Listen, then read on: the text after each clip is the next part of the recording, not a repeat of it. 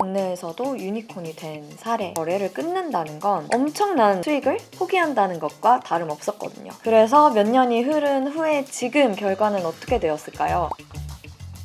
안녕하세요 여러분, 융입니다. 오늘은 마케터를 위한 인사이트가 가득한 책, 커뮤니티는 어떻게 브랜드의 무기가 되는가? 라는 책을 소개해드리려고 합니다. 이 책은 디지털 마케팅 전문가인 이승윤 교수님의 책이고요. 요즘 회사들이 너도 나도 커뮤니티를 만들고 싶어하고 팬덤 마케팅에도 관심이 많잖아요. 그런데 돈도 많고 인적 자원도 많은 회사들이 만든 커뮤니티가 제대로 조명받기는 좀 쉽지는 않은 것 같아요. 그래서 오늘은 이 책의 내용들 중에서도 성공적인 커뮤니티를 만드는 7가지 법칙을 소개해드리겠습니다. 이 영상 댓글 통해서 책 드리는 이벤트도 진행할 예정이니까요. 밑에 댓글 많이 달아주시고 오늘 영상도 끝까지 봐주세요. 먼저 커뮤니티가 중요한 이유를 짚어보겠습니다. 왜 브랜드를 운영하는 데 있어서 커뮤니티가 점점 중요해지고 있을까요? 이 책에서는 커뮤니티를 지배하는 자가 승리한다 라는 표현을 씁니다. 성공한 브랜드의 공통점 중에 하나가 고객을 한 대로 묶는 힘이 있다는 거예요. 굉장히 여러 가지 사례가 이 책 속에 담겨 있는데요. 저는 그 중에서도 나이키의 사례가 와닿았습니다.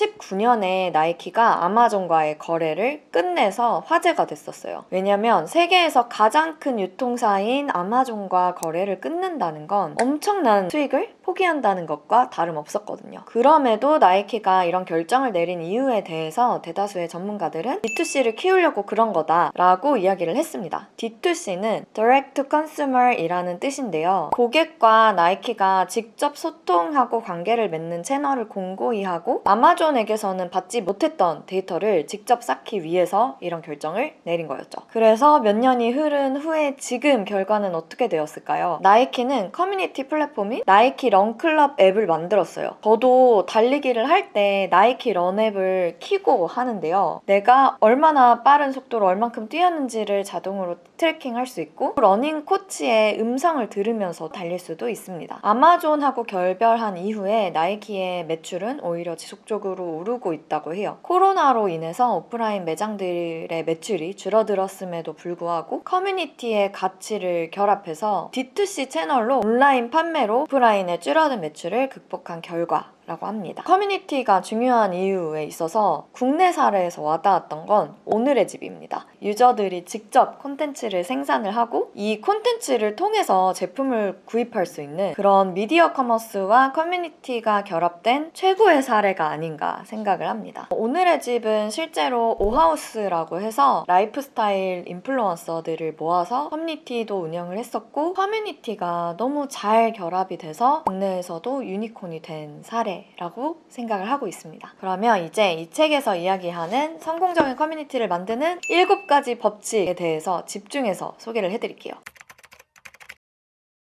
테슬라, 애플, 파타고니아의 팬덤은 굉장히 견고합니다. 브랜드 철학이 명확하기 때문이라는 말에 굉장히 공감하는데요. 애플은 1997년에 만들었던 Think Different 광고 캠페인에서도 애플 제품이 전혀 등장하지 않고 피카소, 간디, 존 레논 같은 시대의 괴짜들이 나옵니다. 이런 사람들을 위한 도구를 만든다는 거를 메시지를 통해서 전달을 해요. 최근에 파타고니아의 창업자 이본 쉬나드 대표는 무려 4조 원이나 되는 자신의 파타고니아의 지분을 환경보호와 기후변화를 위한 재단과 NGO에 100%를 기부했어요. 그래서 파타고니아의 유일한 대주주는 지구라고요. 게다가 모든 리테일 브랜드들이 매출을 가장 많이 올리는 블랙 프라이데이에 Don't buy this jacket 이라는 메시지를 담은 우리의 옷을 사지 말라는 파격적인 메시지를 뉴욕타임즈에 광고를 하기도 했습니다. 파타고니아는 파도가 칠 때는 서핑을 이라는 책으로도 유명한데요. 이 이본 쉬나드 대표가 우리는 자본주의에 살고 있지만 그 자본주의가 채워주지 못하는 그 이상의 가치를 어떻게든 실현해 나가는 대표라고 생각합니다. 이게 파타고니아를 구매할 때는 저도 죄책감이 좀 덜한 것 같아요.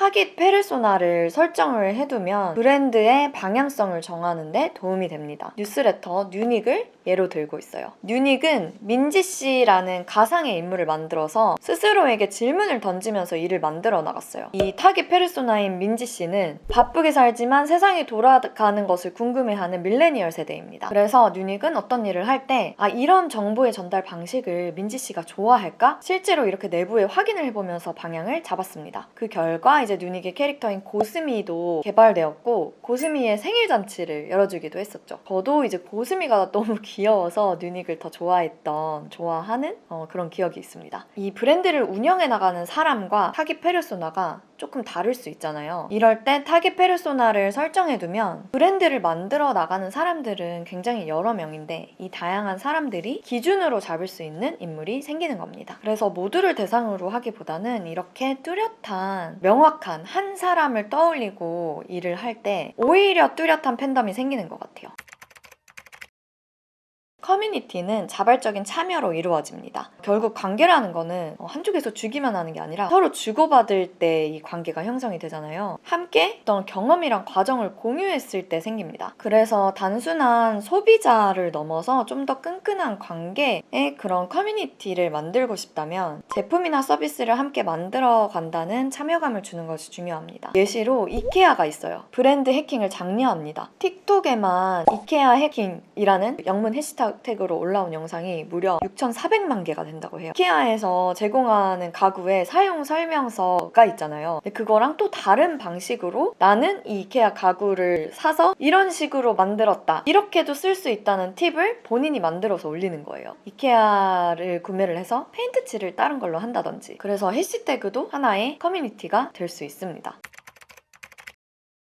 자발적인 참여가 단건으로 그치지 않고 좀 지속시키기 위해서는 리워드를 설계하는 것이 중요합니다. 고객이 한번 만들고 떠나지 않고 계속해서 이 안에서 활동할 수 있을 테니까요. 미국 화장품의 성지라고 불리는 세포라에서는 뷰티 인사이더 커뮤니티를 운영합니다. 무려 550만이 넘는 유저들이 있다고 해요. 멤버들끼리 서로 궁금한 거를 답변하는 세션도 있고요. 소모임을 하는 공간도 있습니다. 화장한 모습을 자랑을 하고 이거를 또 제품으로 구매를 할 수도 있게 연결을 시켜놨어요. 슈퍼 유저를 만들기 위해서 루키, 라이징 스타, 야심가, 보스 이런 배지를 부여하기도 하고요. 리한나의 사인이 담긴 한정판 자서전 이런 굉장히 특별한 리워드를 걸고 활동을 촉진하기도 합니다. 커뮤니티를 안으로 끌고 와서 지속시키기 위해서는 리워드 설계가 중요하고요. 어떤 브랜드의 팬이 되면 그 브랜드랑 관련된 무언가를 수집하고 싶은 욕구가 생깁니다. 그래서 이 팬들의 마음을 좀 이해하고 수집욕을 자극하는 굿즈를 잘 만드는 것도 커뮤니티를 만드는 좋은 전략 중에 하나입니다. 대표적인 예시로 스타벅스 굿즈가 있습니다. 스타벅스 다이어리나 뭔가 한정판 굿즈를 구매하기 위해서 스티커를 받으려고 괜히 한 잔 더 마시고 그런 경험 다들 있지 않으신가요? 스타벅스는 콜라보 제품을 굉장히 잘 만드는 것으로도 유명하죠. 이 아이템을 가지고 있는 것만으로도 내가 어느 정도의 이 브랜드의 로열티가 있는지를 또 보여주는 하나의 인증수단이 되기 때문에 브랜드 굿즈를 잘 만드는 것도 잘 통하는 이유입니다. 세계관을 가진 브랜드가 롱런합니다. 단기적으로 뭔가 어떤 활동 한번 굿즈 하나에 그치는 것이 아니라 장기적인 관점에서 과정을 함께 하게 되는 것 같아요. 여기서 제가 반가웠던 사례는 웹드라마 제작사 플레이리스트 얘기가 나오더라고요. 연애 플레이리스트나 18 시리즈가 웹드라마가 막 생겨나던 초기에 굉장히 화제였죠. 약간의 TMI지만 저는 예전에 다녔던 회사 스페이스 오디티에서 연애 플레이리스트의 OST를 만들었었거든요. 이 작품의 등장 인물들은 좀 지형적인 세계관을 공유합니다. 플리버스 맵이라는 것도 있어요. 18에 나온 주인공들이 연애 플레이리스트 연플리에 나온 주인공들이 다녔던 서현대학교에 입학하고 싶어하고 즐겨 찾는 카페 같은 게 공통적으로 등장을 하는 거예요. 그래서 이제 관객들로 하여금 이 작품들을 같이 본 사람들은 스스로 연결을 해주면서 재미 요소를 부여하는 거죠. 세계관의 대표적인 예시로는 마블이 있죠. 마블 영화 작품을 뭐가 나오면은 개별적으로 무조건 봐야 하는 이유가 같은 세계관을 공유하고 있기 때문입니다. 요즘 아이돌들도 그런 세계관을 가지고 있고요. 팬들이 좀 더 몰입할 수 있게 만드는 장치가 됩니다. 온라인에서는 느슨한 연대가 가능하지만 더 강렬한 경험과 더 강렬한 연결의 경험을 줄 수 있는 것은 아무래도 오프라인인 것 같아요. 그래서 온라인하고 오프라인을 좀 넘나드는 커뮤니티 경험을 주면 커뮤니티의 관계를 더 공고하게 만들 수 있습니다. 애플은 2017년에 애플 스토어 대신 새로운 형태의 매장인 타운스퀘어를 오픈했어요. 이전 애플 스토어하고는 조금 다르게 고객들을 모아서 교류를 하는 커뮤니티 장소의 개념이 강해졌습니다. 이곳에서는 이제 애플 제품을 보고 AS를 문의하는 것뿐만 아니라 요즘 이슈에 대해서 나누는 자리도 생기고 예술가들이 영감을 교환하는 모임도 생긴다고 합니다. 그리고 이제 투데이 앳 애플이라고 고객들이 참여하는 세션도 만들고 있는데요. 10대들을 대상으로 영상 편집을 가르치기도 하고 서로의 그 노하우를 나누는 과정에 이제 모든 제품이 다 애플로 쓰이는 거예요. 그래서 저도 이게 확실히 더 진화된 형태의 공간이라는 생각이 들었어요. 제품을 판매하는 것보다도 고객들을 이 핵심 커뮤니티의 집단으로 만드는 의도가 있는 건데요. 애플 제품으로 영상 편집을 배운 이 10대는 앞으로 계속 애플 제품을 쓰게 되지 않을까요? 네, 오늘은 성공적인 커뮤니티를 만드는 7가지 법칙을 이 책에 나온 사례들로 살펴봤는데요. 이 책에서는 오늘 제가 말씀드린 내용들 뿐만 아니라 이 커뮤니티 전략의 핵심 구성 요소들을 5가지 요소로 요약해서 정리가 되어 있기도 하고요. 그리고 커뮤니티 플랫폼의 미래 트렌드에 대해서도 다루고 있습니다. 저도 아무래도 다능인 커뮤니티 사이트를 운영을 하고 있다 보니까 굉장히 기대하면서 읽은 책이었는데요. 최근 몇 년간 정말 화두로 떠오른 커뮤니티가 도대체 무엇인지부터 아주 다양한 유형의 커뮤니티가 여러 가지 사례들을 통해서 정리가 되어 있어서 저도 여러 가지 인사이트를 얻을 수 있었던 책입니다. 그래서 브랜드의 팬을 만들고 좀 여러모로 관계를 돈독하게 만드는 것을 고민하고 있는 브랜드 운영자나 마케터나 기획자 분들에게 이 책을 추천드립니다. 그럼 오늘은 여기까지 하고 저는 또 다음 영상으로 찾아오겠습니다. 안녕.